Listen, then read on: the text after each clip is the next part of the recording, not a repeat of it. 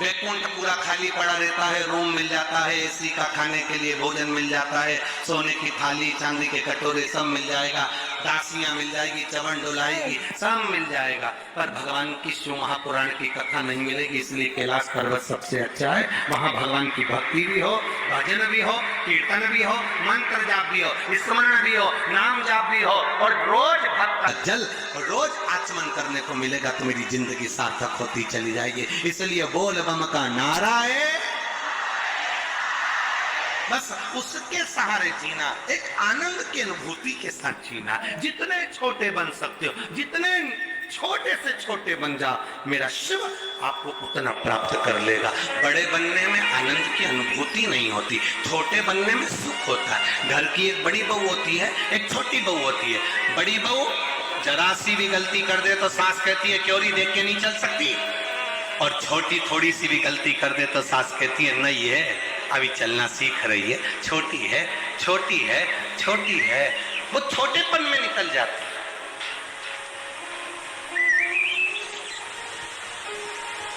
घर की जो बड़ी बहू होती है उसको बड़ी मर्यादा में रहना पड़ता है। मामा जी आएंगे भोजन करेंगे, काका जी आएंगे भोजन करेंगे, और छोटी सबसे पहले खा पी के वो गई। कौन देखे? छोटी है। डांट लगेगी तो किसको लगेगी? बोलो बोलो, जम के बोलो जरा। बड़ी। तुझमें अक्ल नहीं है? तू तो बड़ी थी, हमारे घर की बहू थी, इतना बड़ा, इतने पुरानी है, तुझमें तो अक्ल होना चाहिए। कहां तू ऐसी हो गई? तेरा विचार कहां है, सोच कहां है? उसको समझाया जाए। छोटे बन जाओ, बहुत। और जितने छोटे बनकर सुख का अनुभव करोगे उतनी जिंदगी का आनंद पा जाओगे। जितने छोटे बन।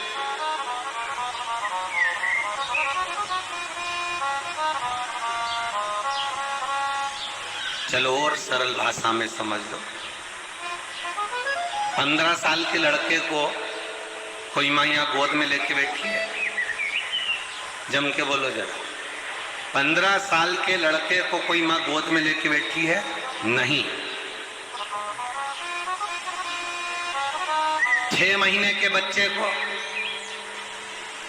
माँ रोड पे छोड़ देगी क्या?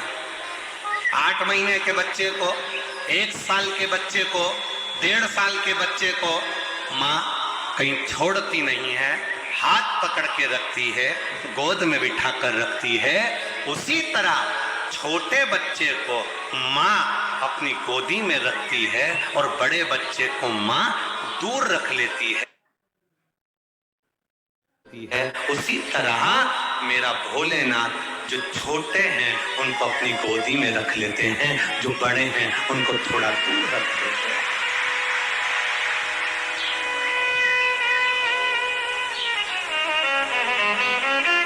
इसलिए तो दुनिया के लोगों को लगता है कि शंकर हमारे, किसी भूत से पूछो तो भूत कहता है शिव जी हमारे, कोई प्रेत से पूछो तो कहता है प्रेत हम शंकर जी हमारे, कोई गंधर्व से पूछो तो गंधर्व कहता है देवता हमारे हैं, कोई देवों से पूछे तो देव कहते हैं कि शिव जी हमारे हैं, कोई जिससे पूछोगे वो एक ही बात कहेगा कि शंकर भगवान मेरे हैं।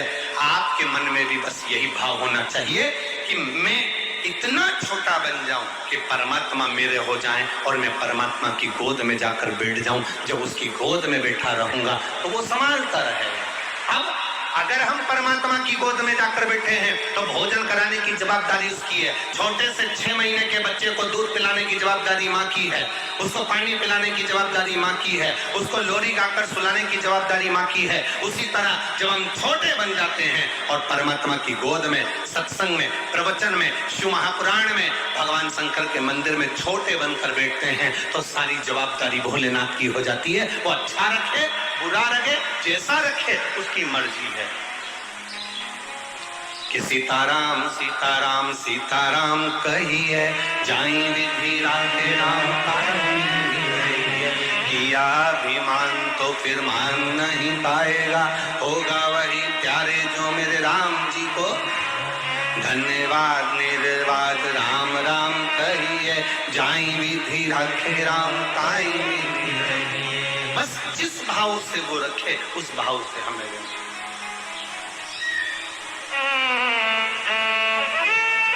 एक बार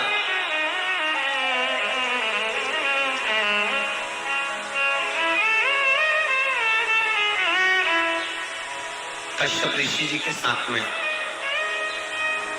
जब सुरभि मां कामधेनु का विवाह हो गया, चली गई। और कश्यप ऋषि के साथ में जब माता सुरभि मां कामधेनु जब गई, कश्यप बाबा के आश्रम में जब पहुंची, कश्यप ऋषि के आश्रम में जब पहुंच जाती है, तब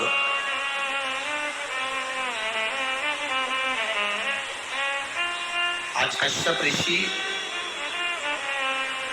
सुरभि को देख रहे हैं।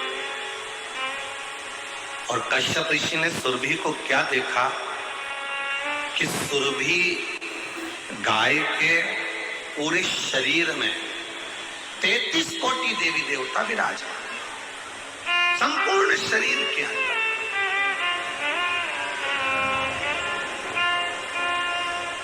तैतीस कोटि देवता गाय के अंदर विराजे। कश्यप ऋषि ने क्या देखा कि मैं संध्या करता हूं तो जितने भी देवी देवता इस सुरभि के शरीर में है वो सब संध्या करते हैं। मैं भजन करता हूं, सुरभि के शरीर में जितने भी देवता हैं वो भजन करते हैं। मैं कीर्तन करता हूं, सुरभि के शरीर में जितने भी देवता हैं वो सब कीर्तन करते हैं।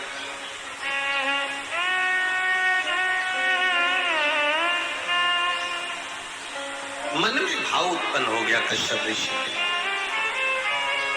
चलो सुरभि आज इस वन क्षेत्र में हम भ्रमण करने के लिए चलते हैं।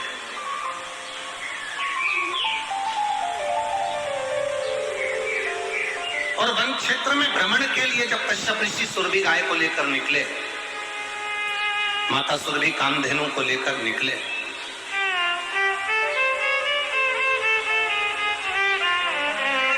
तो क्या देखा, सामने से एक सुंदर स्त्री आ गई। बड़ी सुंदर है, अति रमणीय स्त्री, बहुत सुंदर स्त्री। श्वेत वस्त्र है, गले में श्वेत आभूषण है, मस्तक पर श्वेत मुकुट लगा है, कानों में श्वेत कुंडल है, हाथ में एक छोटा सा घड़ा है और बड़ी सुंदर एक स्त्री सामने से आ रही है। तो कश्यप ऋषि को लगा कि कोई देवलोक की अप्सरा होगी, कोई देवलोक से अप्सरा आ रही होगी और हो सकता है सुरभि मेरी धर्म पत्नी है तो 33 कोटि देवता इसके शरीर में है तो उनका आदर करने आ रही होगी। सामने से स्त्री को आते हुए देखकर कश्यप ऋषि एकदम आश्चर्य में पड़ गए कि इतनी सुंदर स्त्री है और नजदीक आ रही है सुरभि के। अब कुछ देर तक तो वो सुंदर स्त्री कश्यप ऋषि के पास तक आई और सुरभि गाय को देखकर वो स्त्री 5 मिनट के अंदर ओझल हो गई, छुप गई। 5 मिनट नहीं लगा और ओझल हो गई। अब कश्यप ऋषि को बड़ा आश्चर्य हुआ कि कौन स्त्री थी, कहां से आई थी, सामने आई और ओझल हो गई।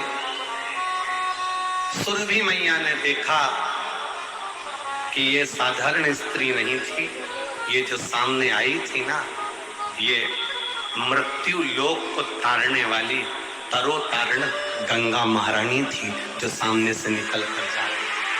गंगा है,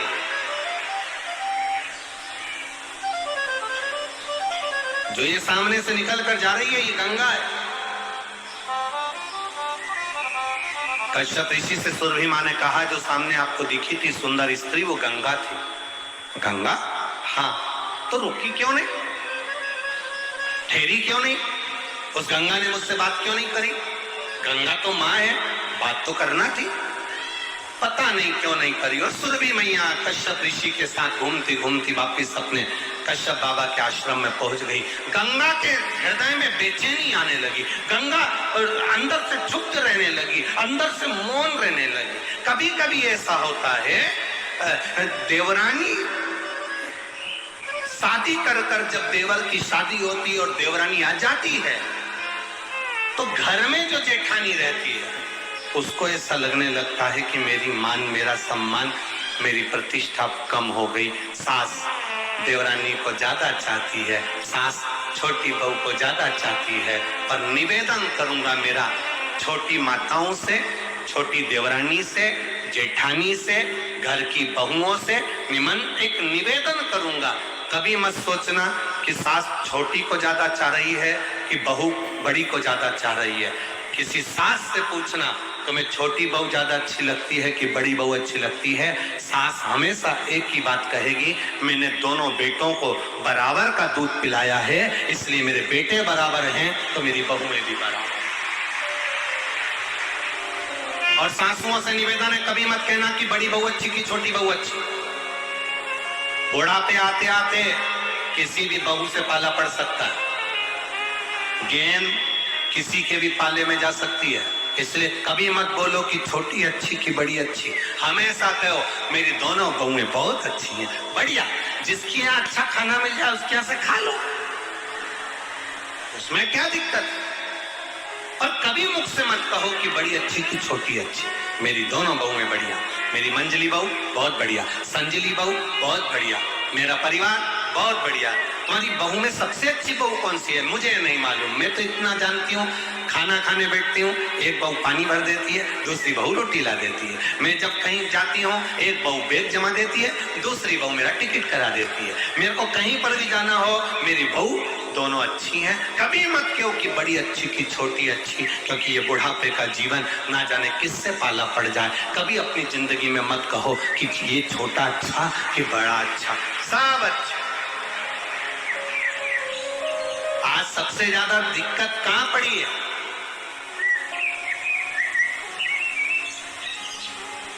आज जो लोगों ने जो बांटा है ना, ये बड़े और छोटे में हमारा देश बंटते चले जा रहा है। कोई कहता है ब्राह्मण, कोई कहता है क्षत्रिय, कोई कहता है वैश्य, कोई कहता है शूद्र। ये बड़े और छोटे में हमारा देश बंटते चले जा रहा है। राजनीतिक समीकरणों में ये सबसे मूल होते चले गया। कोई कहता है हमने ब्राह्मणों को अपने कब्जे में कर रखा है, कोई कहता है हमने क्षत्रियों को अपने कब्जे में कर रखा है, कोई कहता हमने वैश्यों को अपने कब्जे में रखा है, कोई कहता हमने शूद्रों को अपने कब्जे में रखा है। सब राजनीतिक पेतरने हैं जिसके अनुसार ये अपने अपने कब्जे में कर रखे हैं। पर समझने की जरूरत तुमको है, समझने की जरूरत आपको है। कभी अपने भीतर ये मत लेकर आना कि ये बड़ा कि वो छोटा। तुम तो ये मानकर चलना कि शंकर का जो भक्त होता है वो श्रेष्ठ होता है, चाहे वो बड़ा हो चाहे छोटा। हमारी दृष्टि में सब सम होना चाहिए, ब्राह्मण क्षत्रिय वैश्य शूद्र सब एक होना चाहिए, सब एक।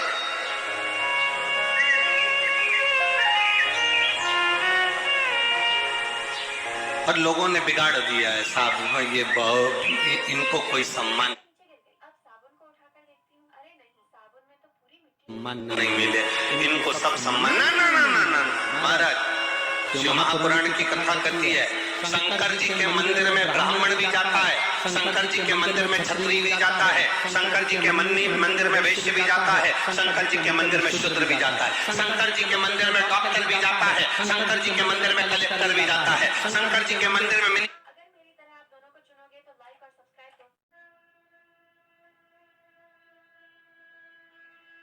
मिनिस्टर भी जाता है, शंकर जी के मंदिर में कमिश्नर भी जाता है, शंकर जी के मंदिर में अगर विद्वान से विद्वान इंजीनियर भी जाता है तो शंकर जी के मंदिर में अनपढ़ भी जाता है। शंकर सबका है, सबके हृदय में निवास करता है। किसी किसी नगर में कथा होती है तो लोग सोचते हैं अपने गांव में कथा हो रही है, अपन कैसे जाएं इतनी दूर, कैसे पहुंचे। अभी ये कथा पूरी हो जाएगी, 17 तारीख से नागपुर में प्रारंभ हो जाएगी, नागपुर में प्रारंभ होगी। कई लोग नागपुर कैसे रहेंगे, जो विचार करेंगे अपन तो टीवी पर सुन लेंगे, इतनी दूर कैसे जाएंगे ना।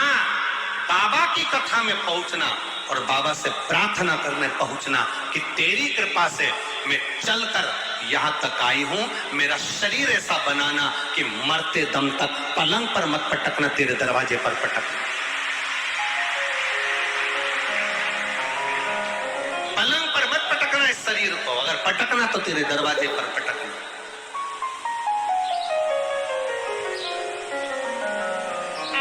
कई लोग ऐसे होंगे, कौड़िया गांव के ही होंगे, सोच रहे होंगे जाएंगे जाएंगे जाएंगे जाएंगे, मालूम पड़े ऊपर जाएंगे। अब हम कहाँ कथा में जाएं, कहाँ कथा में पहुंचे?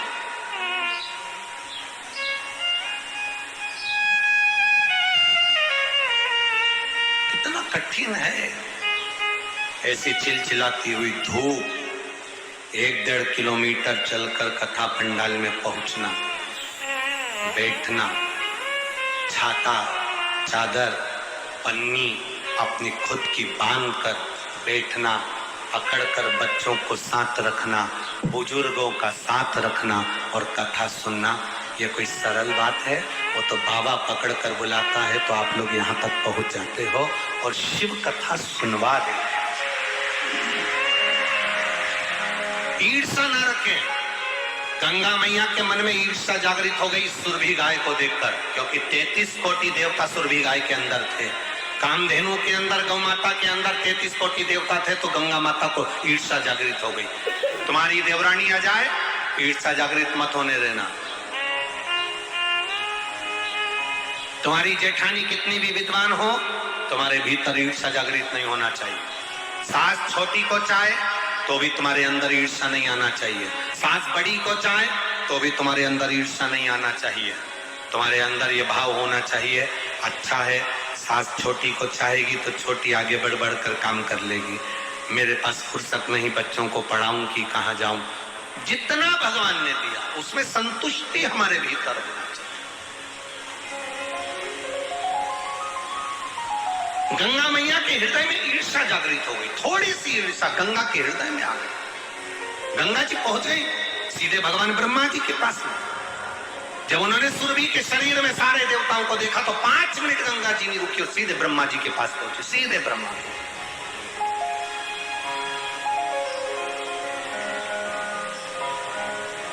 किसी को बढ़ता हुआ देखो, किसी के यहाँ गाड़ी आते हुए देखो, किसी का बंगला बनते हुए देखो तो खुश होना कि बाबा ने इनको बंगला दिया, बाबा ने इनको गाड़ी दी, बाबा ने इनको ऐसा बनाया। कल से हमारे घर में अगर दुख आएगा, गाड़ी की जरूरत पड़ेगी तो पड़ोसी की गाड़ी कम से कम काम तो आ जाएगी, ये खुश होना। कभी सीहोर वाले महाराज हमारे यहाँ कथा करने आएंगे तो कम से कम उनके लड़के, उनके संगीत वाले, उनके ब्राह्मण कम से कम हमारे घर में ठहर तो जाएंगे। जितनी देर ठहरेंगे उतनी देर भगवान का ही तो भजन करेंगे।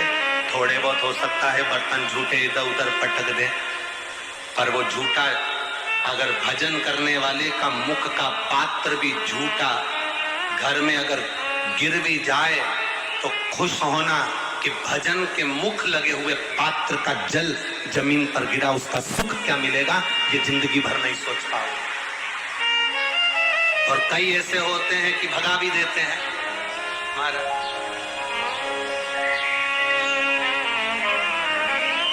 बड़ा बंगला और मकान होने से क्या होता है, हम नहीं खेल सकते तुमको, चलो जाओ यहां से, जो कथा करा रहा है उसके घर पहुंचो। कई ऐसे भी होते हैं।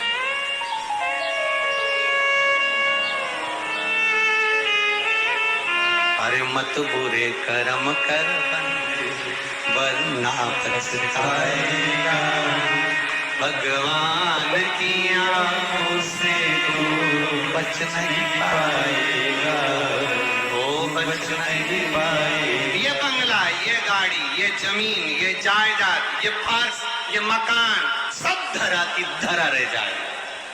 7 दिन कथा हुई, कथा कर कर हम तो ये चल दिए। आप लोगों ने जिस भाव से कराई बाबा आपके भंडार भर दिए, जिसने जिस भाव से सुनी बाबा ने उसको उस भाव से दे दिया। हम तो कथा कर कर नागपुर चले जाएंगे, पर पत्र कथा में उसी के आएंगे जिसने दिल से सुनी होगी और दिल से कराया होगा, दिल से आनंद लिया। इन पत्रों के अंदर तुम्हारा स्वभाव, तुम्हारा भाव, तुम्हारा आनंद, शिव भक्ति छुपी हुई है। ईर्ष्या से कुछ नहीं। गाड़ी आए, भगवान से कहना भगवान ऐसी कृपा करना हमारे पड़ोसी की यहाँ गाड़ी आई ना, भगवान की कृपा हो जाए, पड़ोसी का मकान बड़ा बन जाए, अगली बार आए तो ब्राह्मण देवता यहीं ठहरे, भगवान का भजन यहीं हो, कीर्तन यहीं हो, संकीर्तन यहीं हो। ऐसी कृपा करना बाबा। मकान देना तो ऐसा देना कि 4 लोग मेरे मकान में आते रहे, घर देना तो ऐसा देना कि मेरे घर में मेरे मेहमान आते रहे। अतिथि देवो भव, भगवान ऐसे देना कि लोग आते रहे। आज पूरे कौड़िया गांव के छोटे छोटे घरों में भी लोग रह रहे हैं। आज पूरे कौड़िया गांव का घर पूरा पवित्र हो गए इन मेहमानों के आने से।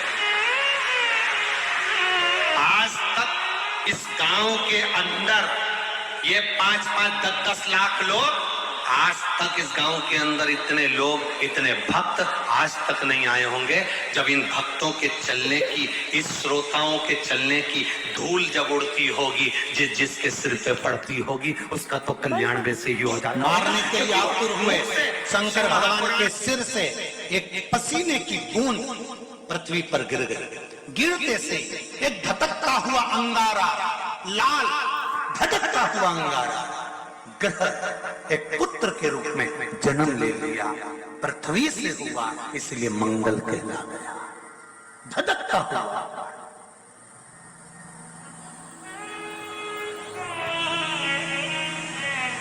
पर अंधकासुर अभी नहीं मरा, अंधकासुर की मृत्यु अभी नहीं हुई है।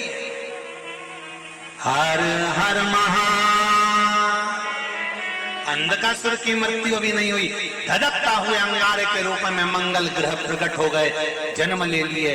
पार्वती जी ने पूछा ये कौन है? शिव जी कहते हैं ये मेरे पुत्र के तुल्य है, क्योंकि मेरे शरीर के पसीने से उत्पन्न हुआ है, मेरे मस्तक के पसीने से पृथ्वी पर गिरने के कारण ये उत्पन्न हुआ है। इसका नाम मंगल होगा, ये ग्रह मंडल में रहेगा, देवताओं के रूप में पूजा जाएगा, पर मेरे क्रोध के कारण उत्पन्न हुआ है, इसलिए इसका ग्रह थोड़ा सा क्रूर होगा।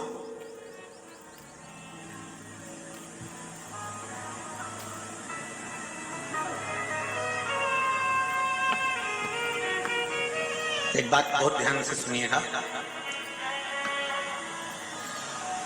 विवाह, शादी, संतान प्राप्ति, विवाह के बाद में विवाद या किसी नए कार्य के लिए आगे बढ़ रहे हैं और उसमें अड़चन आ रही है, तो एक बार किसी ज्योतिषाचार्य के पास जाकर पूछना, वो बता देगा या तो मंगल या शनि कुछ ना कुछ, कोई ना कोई क्रूर ग्रह तकलीफ दे रहा। ज्योतिषाचार्य के पास जाएंगे, वो कहेगा। जितने भी ग्रह हैं, चाहे राहु हो, केतु हो, मंगल हो, शनि हो, बुध हो, भौम हो, सूर्य हो, ये सारे जो ग्रह हैं ये शंकर भगवान के शिवलिंग के पास में विराजमान है। शिवलिंग के पास में विराजमान। कभी मौका मिल जाए, विवाह शादी में देरी हो रही हो, या कोई नया कार्य चालू कर रहे हो उसमें देरी हो रही हो, या कोई सर्विस के लिए, नौकरी के लिए जा रहे हो और वो कार्य नहीं हो रहा हो, तो एक धतूरा, केवल एक धतूरा, उस धतूरे को फोड़कर उसके अंदर का फल निकालकर उस फल को शिवलिंग पर चढ़ाकर 1 लोटा जल शंकर भगवान को समर्पित कर दिन होना चाहिए मंगलवार। कौन सा दिन होना चाहिए? जम के बोलो जरा, मंगलवार समर्पित करो। उसके बाद में आप विवाह के लिए अगर समर्पित करें हैं तो विवाह में देरी नहीं होगी। व्यवसाय और व्यापार के लिए या नौकरी के लिए समर्पित करें हैं तो उसमें देरी नहीं होगी। एक पत्र में आया है, सुनिए, बड़ा सुंदर संवाद।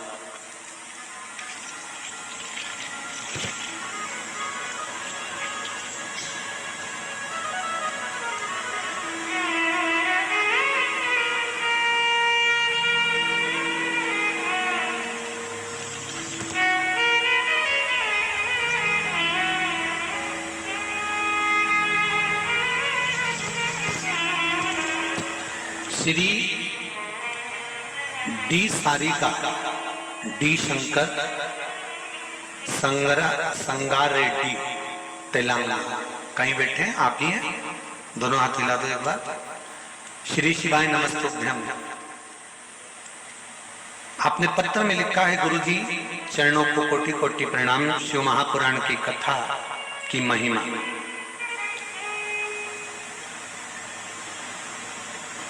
क्या क्या बताऊं? शिव पंचायत कथा से हमने, जो शिव पंचायत कथा हुई थी, आप लोगों ने भी टीवी पर श्रवण करी होगी, उस कथा से हमने सुना था। उस समय पर हमने बोर डालते समय का उपाय करने से हमने बोर करवाया और उसमें पानी की मात्रा नहीं थी, तो उपाय करा। बाबा की कृपा से पानी 85 फीट को आ गया। 5 बेलपत्र पानी के तांबे के लोटे का डालकर धतूरे वाला प्रयोग का स्मरण किया और शिव की कृपा से वो जल 85 फीट पर अच्छा मीठा जल प्राप्त हो गया। ये शिव की कृपा है। बैठिए रेड्डी जी, बैठिए। हर हर महादेव। श्री डी सारिका, डी शंकर, संगारेड्डी, तेलंगाना से। ये शिव की उपासना, ये शंकर की करुणा। आप अगर दिल से कर रहे हैं कोई उपाय, आप भगवान शंकर की आराधना अगर दिल से कर रहे हैं, भगवान शिव की आराधना आप हृदय से कर रहे हैं, तो ये निश्चित है कि शिव दिल से सुनेगा जरूर। 7 स्थान शिवलिंग के बताए हैं, जहां पर धूल से भी अगर कोई चंदन की उंगलियां लगा देता है। 7 स्थान ऐसे हैं जहां चंदन की मात्र उंगलियां लगा देने से ही शिव पितृलोक के पितरों को मुक्ति प्रदान करके वैकुंठ लोक का निवास दे देता है। 7 स्थान।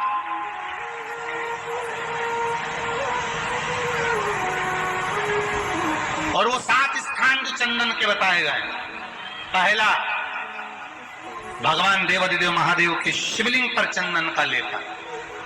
समझ लेना जरा बहुत अच्छे से। आपको लगता है स्वप्न में कोई मुर्दे दिख रहे हैं, या कोई जल रहा है, या कोई मर रहा है, या कोई चला गया है, ऐसा भय लगता है। बच्चों को मानी भेजूंगी ऐसा हो जाएगा, पति को मानी भेजूंगी ऐसा हो जाएगा, कोई हमारे कोई गलत तो नहीं कर रहा है। आपको लगता है। 7 स्थान चंदन के बताएं महाराज। पहला शिवलिंग, दूसरा जहां गणेश जी का स्थान है, मालूम है ना सबको? जम के बोलो जरा, मालूम है ना सबको? जहां गणेश जी का स्थान है वहां अलग से गणेश जी बैठे, वहां नहीं। शिवलिंग में जलाधारी के ठीक सामने राइट में गणेश, लेफ्ट में कार्तिकेय, बीच में अशोक सुंदरी।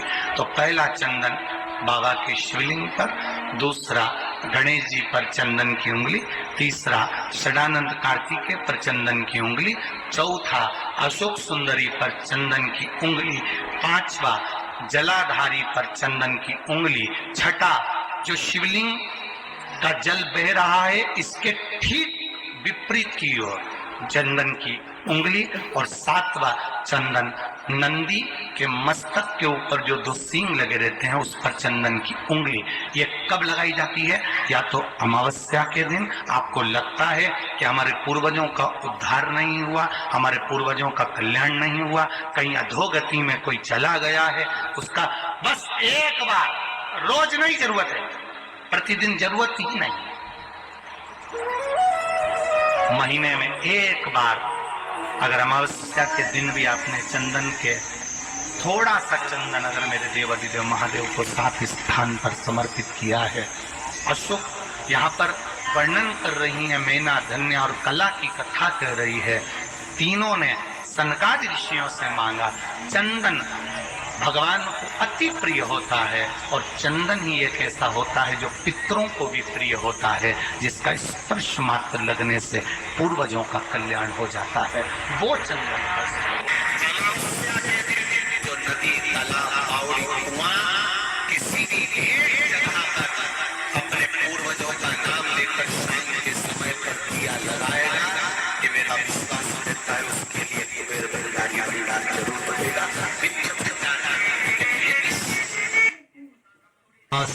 तुलसी की लकड़ी पानी में घुमाकर, लकड़ी नहीं हो तो माला तो होगी ही, जल में भ्रमण कराकर, जल में घुमाकर, तुलसी की लकड़ी को जल में डालकर स्नान जो करता है, मात्र घुमाना है, लकड़ी डालकर नहीं रखना है, घुमाकर अपने पूजन वाले स्थान पर रखना, या पानी में पहले से घुमा लो, उस पानी को ले जाकर डाल दो।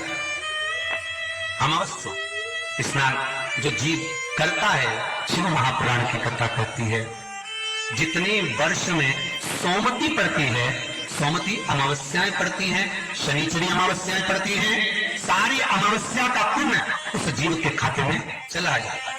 तो अच्छे से ध्यान रखिएगा, आप ब्राह्मण को भोजन कराएं ना कराएं, आपने धूप छोड़ी ना छोड़ी वो पता नहीं, गाय को रोटी दी ना दी, स्वान को भोजन दिया ना दिया, कौवे को भोजन दिया ना दिया, चलेगा। पर अमावस्या के दिन, उस दिन प्रदोष काल में, प्रदोष के समय पर, शाम के समय पर जाकर किसी भी नदी, तालाब, बावड़ी, कुआं, कहीं ना कहीं जो आपके पास में हो, वहां पर एक घी का दिया, बत्ती का मुंह दक्षिण की ओर कर कर अवश्य जलाकर जाना, सारे पितृ दोष समाप्त हो जाएगा। से निवेदन है, माताओं से निवेदन है, मान लो आपको कोई ब्राह्मण देवता ने कहा कि आपके यहाँ पितृ दोष है, तो आपको घबराना नहीं है कि महाराज जी मुझे क्या करना पड़ेगा, पितृ दोष है, एक चावल का दाना घर में से लीजिए, हथेली पर रखिए, पानी का जो मटका होता है, हंडा होता है, पानी का जो मटका है, हंडा है, जहां पर रसोई घर में तुम पानी रखते हो, उस हंडे के पास में, मटके के पास में उस चावल के दाने को लेकर जाइए, अपने पितरों का स्मरण कर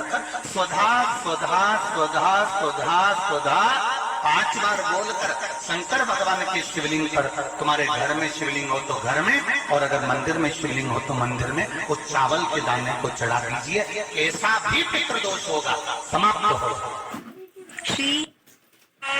पार्वती जी की नानी जी का नाम क्या था? सुधा। क्या नाम था? जम के बोलो जरा। सुधा। और ये कोई साधारण सी नानी नहीं है पार्वती जी की, और ना ये नाम कोई साधारण सा।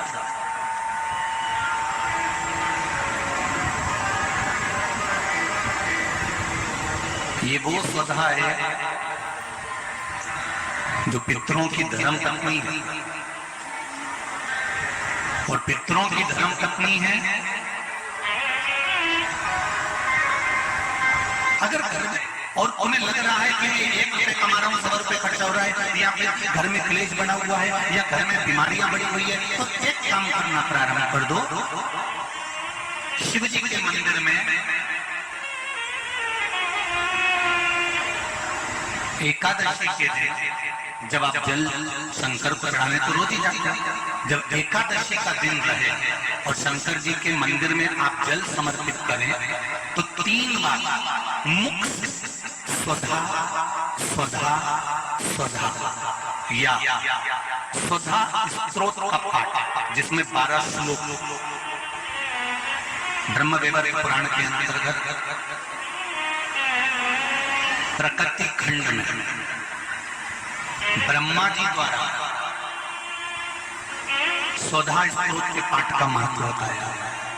कोई कहे कि सियोर वाले महाराज ने ये स्वधा स्वधा स्वधा मंत्र कहां से दिया, तो आप उसको बता देना। ब्रह्म वैवर्त पुराण के प्रकृति खंड में से ब्रह्मा जी ने इस स्वधा स्तोत्र पाठ को प्रकट करा और स्वधा के मूल मंत्र का स्मरण कराया। इसमें 12 श्लोक हैं स्वधा स्तोत्र में। अगर स्वधा स्तोत्र नहीं पढ़ सकते तो 3 बार मुख से क्या बोलना है, जम के बोलो जरा, स्वधा स्वधा स्वधा।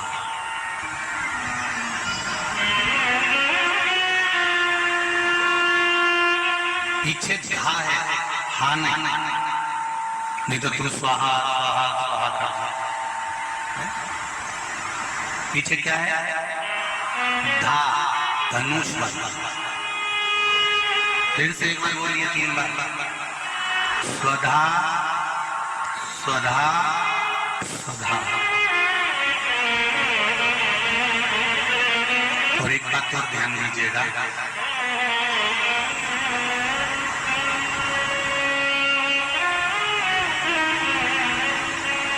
यदि कोई बुद्धि से विकलांग विवेक काम नहीं कर रहा,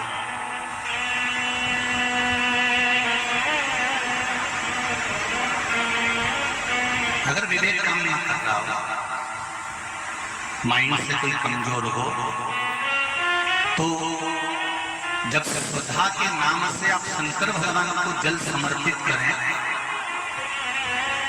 स्वधा स्वधा कहकर जल को समर्पित करें, तो पितरों का स्मरण कर वही